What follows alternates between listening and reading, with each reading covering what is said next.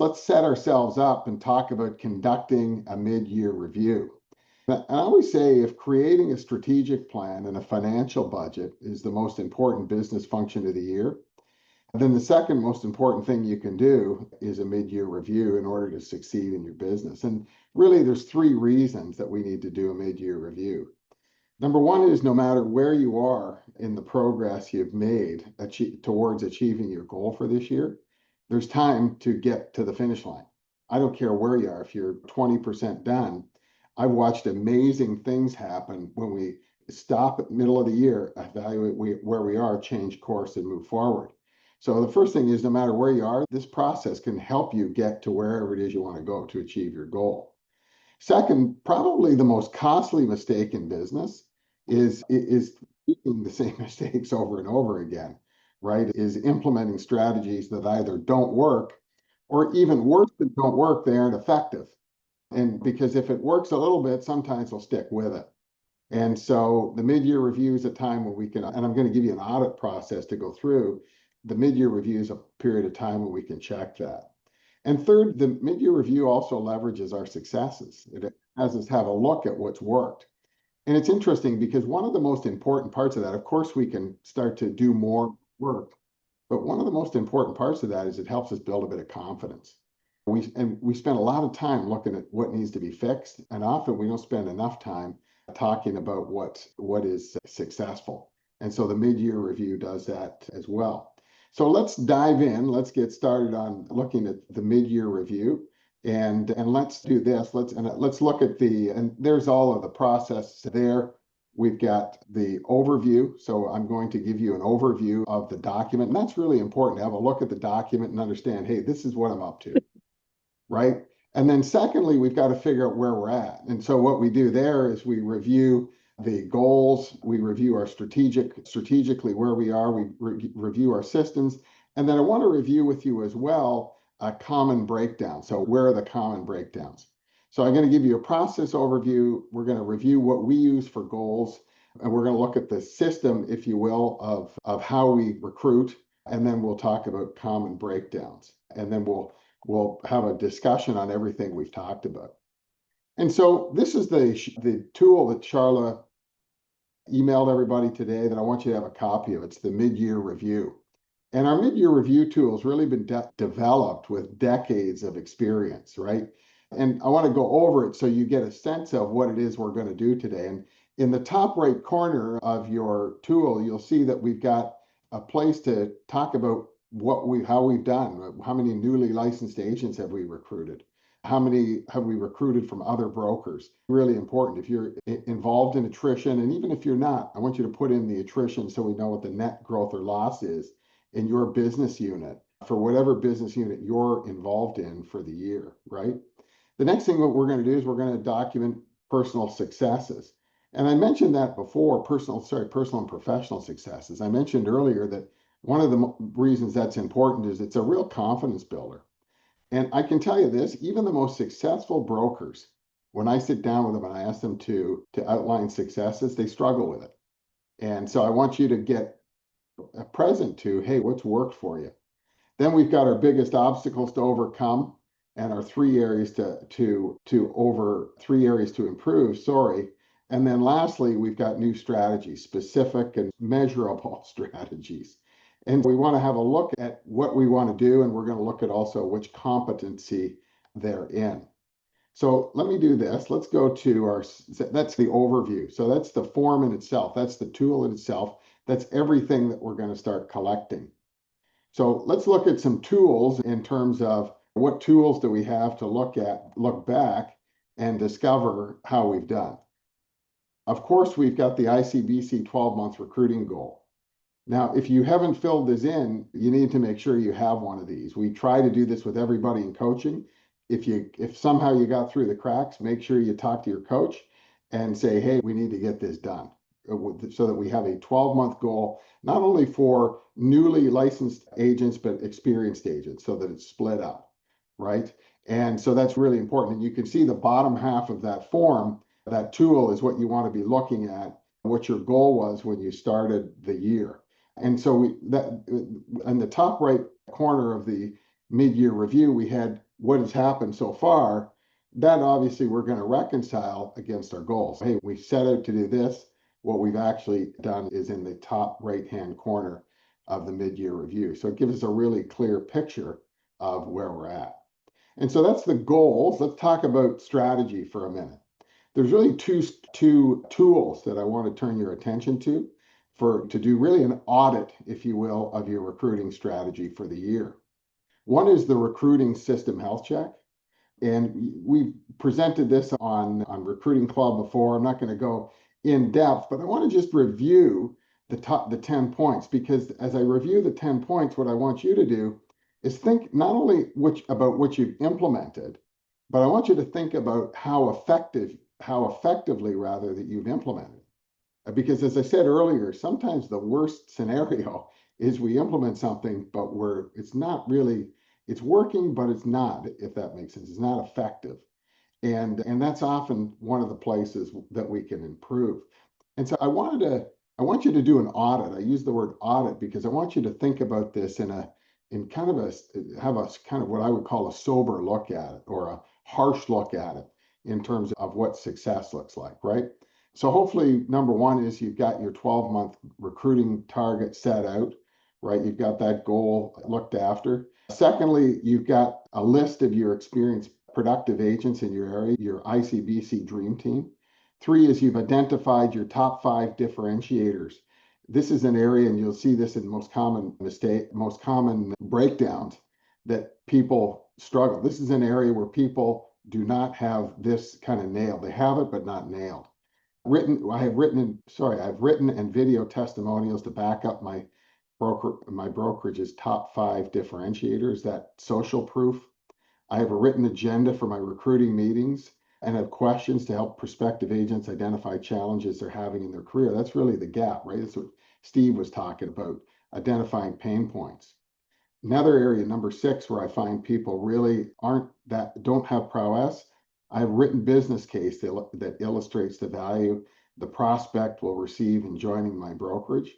A written business case, something that tells them the cost and tells them the benefit in dollars and cents, right? So that they don't have to do the work. In order to build and solidify relationships, I have agent appreciation events that includes agents from my competitors. And I would include in that agent appreciation events and training events that you invite your competitors to.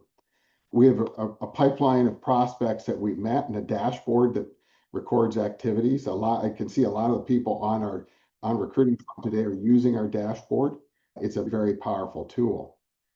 I have a CRM, that's client relationship management system, that allows us to record important prospect information.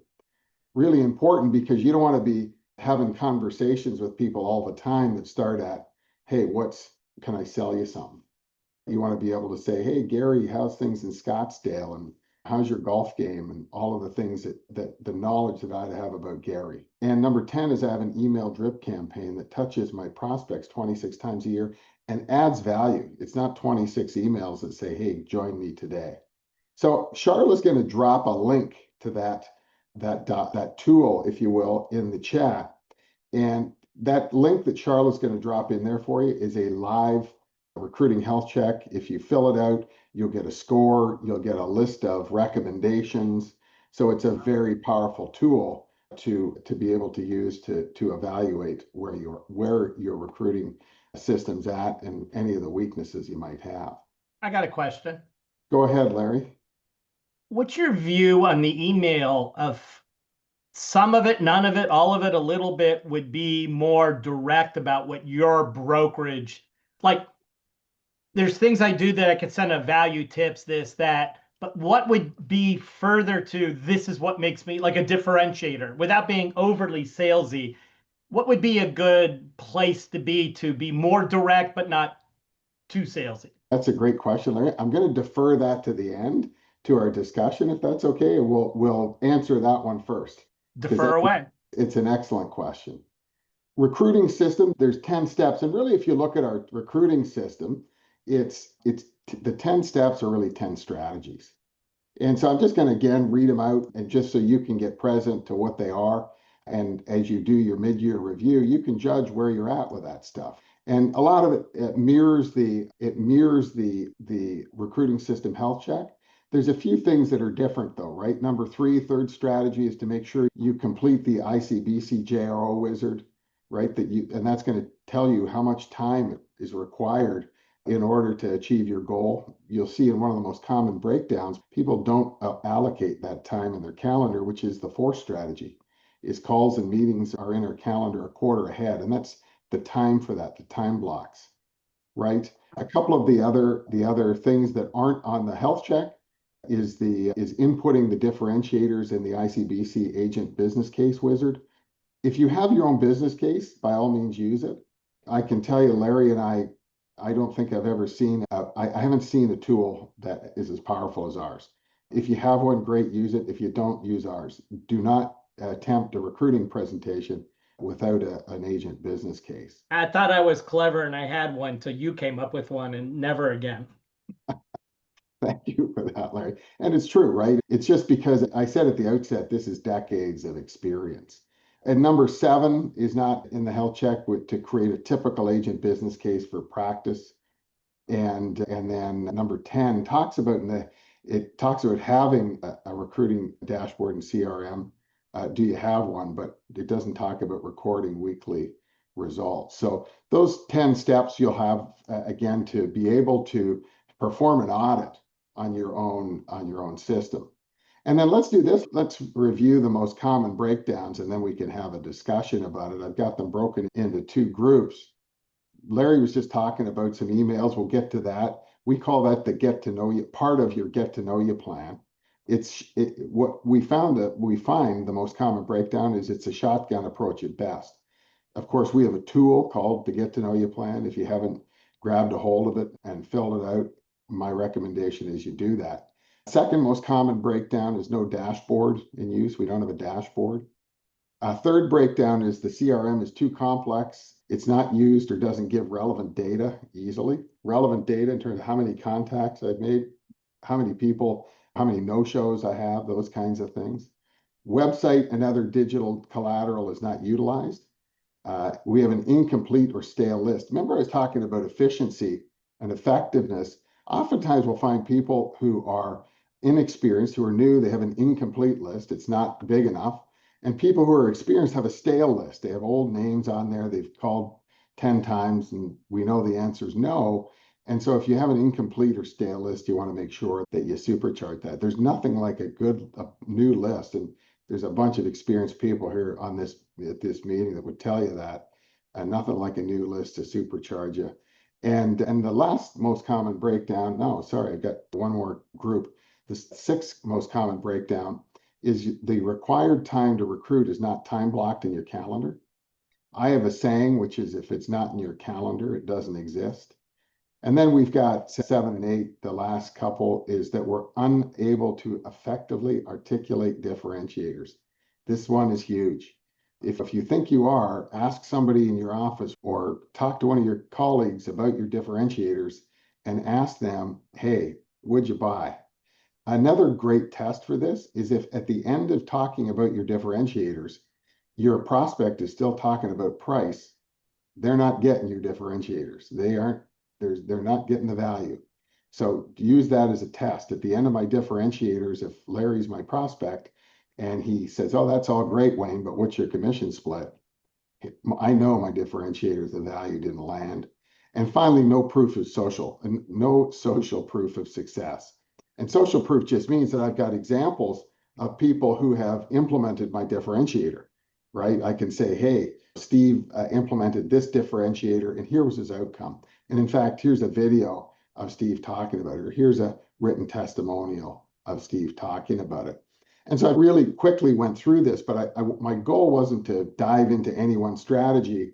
It was really to give you a high level overview of what's involved in recruiting. And just before your recruiting strategy and what needs to be involved in your mid-year review, and just before we go to the discussion, one of the things that I think is really clear in this is recruiting isn't something that happens off the corner of your desk. It's not something you just think, oh, I'll make a couple calls, recruit a couple people. This is not going to work. And so it's a deliberate strategy. It requires dedicated time. It requires dedicated practice and a dedicated skill set if we're going to get a level of success. And I'm looking at a bunch of successful people in this workshop. Everybody wants to be successful, right? It's a drag when you're not successful. These are the things that are important as you embark on your mid-year review to be able to look at, improve, and implement in order to get success. So let's do this. Let me do a summary and then we'll do a discussion. A quick summary, really four parts, right? We got to get present to the process.